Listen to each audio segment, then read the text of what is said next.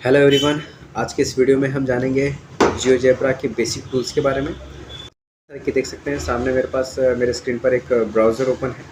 इसमें मैं टाइप करूंगा जियोजेब्रा क्लासिक। आप इस जियोजेब्रा क्लासिक को डाउनलोड भी कर सकते हैं अपने ऑफलाइन यूज़ करने के लिए, या आप इसको ऑनलाइन भी यूज़ कर सकते हैं। तो मैं अभी आपको ये ऑनलाइन यूज़ करके दिखा रहा हूँ। जियोजेब्रा क्लासिक पे हमने सिलेक्ट किया। यहाँ पर जियोजेब्रा क्लासिक की लिंक ओपन हो गई। इस पर हम क्लिक करेंगे तो आप देख सकते हैं कि हमारे सामने जियोजेब्रा की एक लिंक ओपन हो गई है।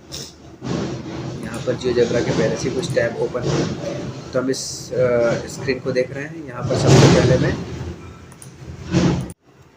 मैं यहाँ पर नीचे जो आपको एक आइकॉन दिख रहा है, इस पर क्लिक करूँगा, जिससे पूरे स्क्रीन पर जियोजेब्रा स्क्रीन आ जाएगी। अब हमें इस स्क्रीन को समझना है, इसके बेसिक टूल्स को समझना है, ताकि हम जो आगे जो भी सिमुलेशंस बनाएं उसकी हमें कंप्लीट मतलब हम उसको आसानी से समझ सकें और हमारे सिमुलेशंस को बना सकें। तो सबसे पहले हम ये जो आपको स्क्रीन दिख रहा है सामने, एक ग्राफ पेपर जैसा, हम जो भी एक्टिविटी करेंगे, जो भी सिमुलेशंस बनाएंगे, वो सब इस स्क्रीन पर होगा। इसके साइड में आपको यहाँ पर एक वाइट कलर की साइड में एक पतली सी स्क्रीन दिख रही है।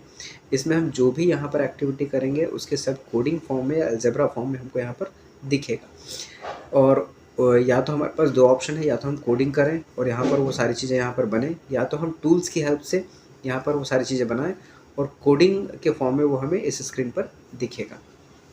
अब यहाँ पर आप ऊपर की तरफ देख रहे हैं जहाँ एक कर्सर है, कि ये सारे जो हैं ये टूल्स के टैब हैं। इन सभी में अलग अलग टूल्स हैं जिनके अलग अलग यूजेस हैं। हम आज इन सभी टूल्स को समझेंगे। टूल्स को समझने से पहले हम यहाँ पर देखते हैं स्क्रीन में, देखिए यहाँ पर कॉर्नर में मैं यहाँ पर क्लिक कर रहा हूँ।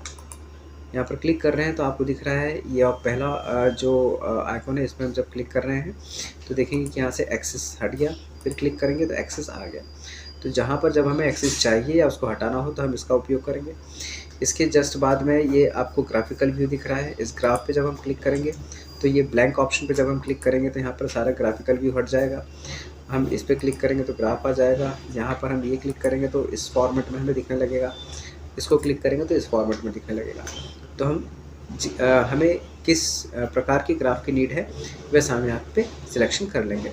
अभी हम बाय डिफ़ॉल्ट ये स्क्रीन जो है हमारे सामने है।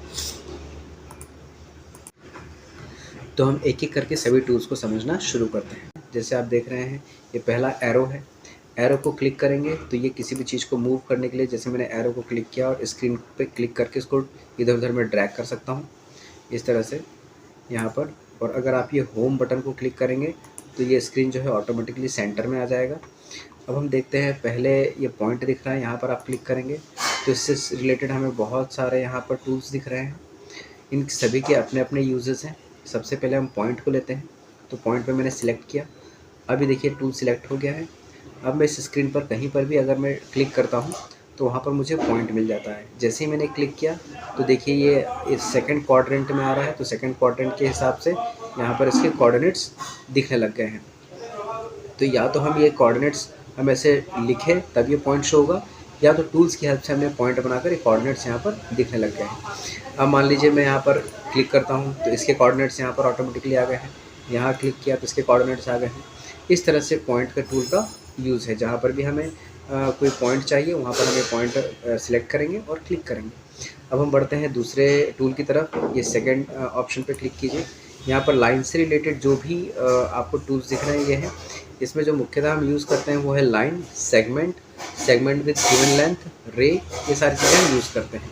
जैसे अगर हमने सेगमेंट लिया है तो सेगमेंट मतलब सेगमेंट के लिए हमें दो पॉइंट्स चाहिए। तो सपोज़ हम पॉइंट ए और पॉइंट बी सिलेक्ट करते हैं तो इसके बीच में एक लाइन सेगमेंट बन गया है। अब आप देख सकते हैं यहाँ पर कि ए बी सी पॉइंट है और जो सेगमेंट है वो ए और बी के बीच में, ये ऑटोमेटिकली यहाँ पर ये अलजेब्रा फॉर्म में या कोडिंग फॉर्म में हमें यहाँ पर दिखने लग गया है।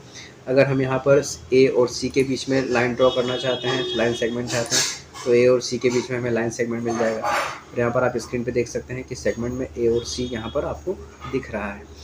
अब इसमें अगले टूल की तरफ हम चलें।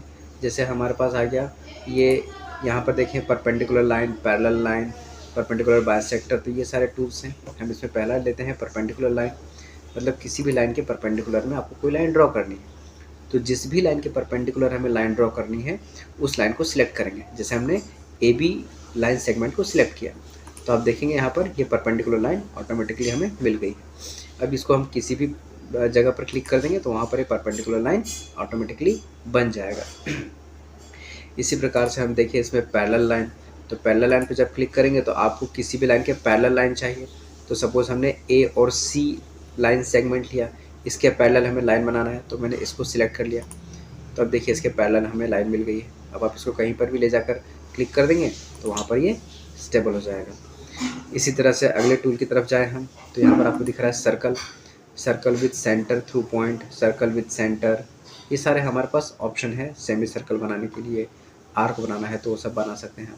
मैंने ये टूल सिलेक्ट किया, सर्कल सेंटर एंड रेडियस, मैंने इस टूल को सिलेक्ट किया है। अब मैं यहाँ पर कहीं पर भी क्लिक करूँगा और क्लिक करने के बाद मैं इसको ड्रैग कर रहा हूँ, ड्रैग करूँगा तो मैं जितने चाहे उतने रेडियस का यहाँ पर सर्कल फॉर्म कर सकता हूँ। जो भी हम यहाँ पर करते जा रहे हैं वो सब यहाँ पर अलजेब्रा फॉर्म में आपको यहाँ पर दिखते जा रहा है हर एक स्टेप। अब हम चाहते हैं कि ये सर्कल जो है हमें ना दिखे, तो हम यह देखेंगे कि सर्कल है, इस सर्कल को इस पॉइंट पर आप क्लिक कीजिए, सर्कल गायब हो जाएगा। आप देखेंगे हम ये लाइन जो है आई लाइन, आई लाइन कहाँ पर है, ये आई लाइन जो पैरेलल हमने बनाई थी ये लाइन है, ये ना दिखे, इस पर क्लिक करेंगे ये पैरेलल लाइन चली जाएगी। तो इस तरह से आप किसी भी जो भी हमने यहाँ पर डिज़ाइन किया है उसको आप हाइड और अनहाइड भी कर सकते हैं। इस प्रकार से अगर हम देखें यहाँ पर अगला जो है ये अगला टूल, तो यहाँ पर आप एलिप्स बना सकते हैं, हाइपरबोला बना सकते हैं, पैराबोला बना सकते हैं। इस तरह से आप कोई से भी यहाँ पर शेप बना सकते हैं। अगला टूल है हमारे पास एंगल के लिए, तो अगर आप एंगल फाइंड आउट करना चाहते हैं, जैसे हम इसका उपयोग करते हैं एंगल।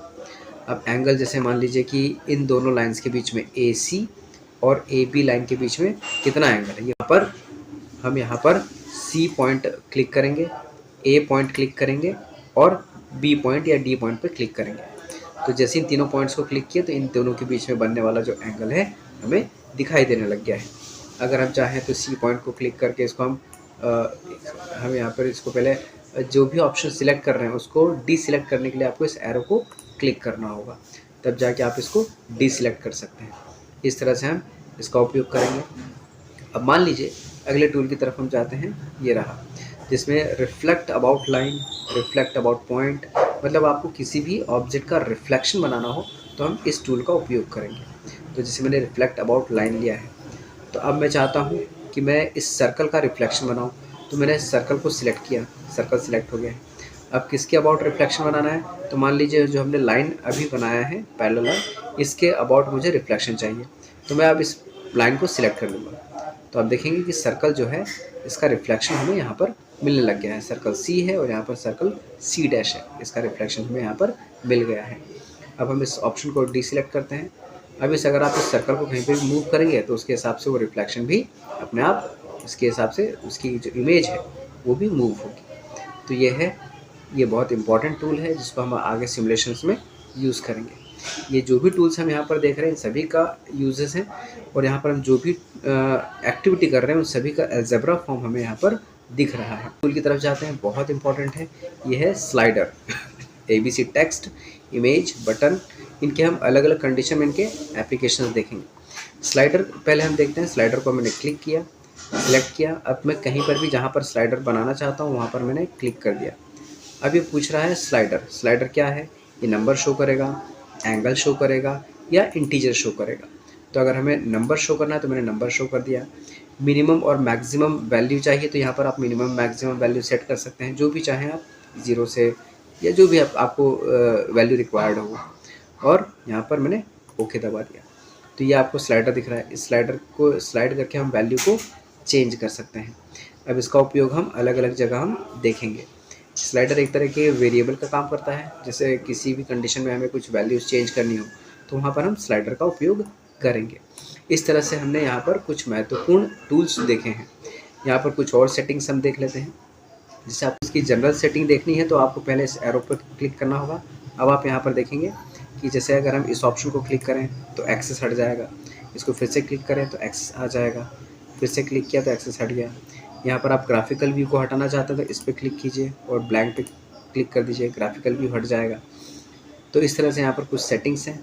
अगर आप बैकग्राउंड कलर चेंज करना चाहते हैं तो यहाँ पर आप देखिए बेसिक्स में जाकर बैकग्राउंड कलर आप चेंज कर सकते हैं। बैकग्राउंड कलर हमने चेंज कर दिया।